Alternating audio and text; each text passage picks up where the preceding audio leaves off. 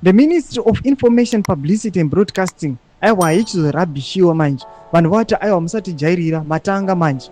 Pane mashoko aanotaura ezviitiko zvichaitika paThe upcoming SADC summit. Avauya vakanzi nevanhu musati bhowa. Tiri kutoda zvekutoko outside kuti kubvisai. Sanapena mashoko anobuda achitaugwa panapa anotobhowa subscribe like kuti now the bell icon.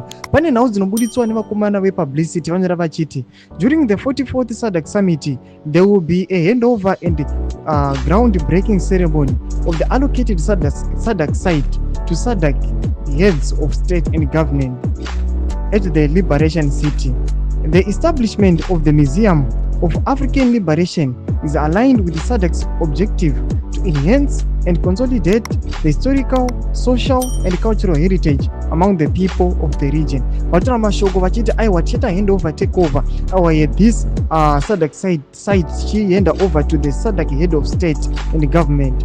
Panapa tikuona kuti vanhu ava vari kuya vachiwedzera kuda kurwadzisa vagari venyika yeZimbabwe, kuda kutosvota vakomana opposition nokuda kwokuti vari kuziva chokwadi zvinhu zviri paground kuti munhu wese akajamuka. At the same time vari kubva vapublisha nhau zvichiita as if hapana havari kutarisa madrawbacks kana zvinhu zviri kuvadzisawo mashure. Vaida kuti vanhu vakangamwe nezvavari kuda kuita, kupatichana kwavari kuda kuita vambo distractiwa nenhau dzavanoburitsa panapa vachiti aiwa tichaita the handover takeover. Tuze mafungiro enyu pene comment section medu. Musangano subscribe like, turn on the bell icon.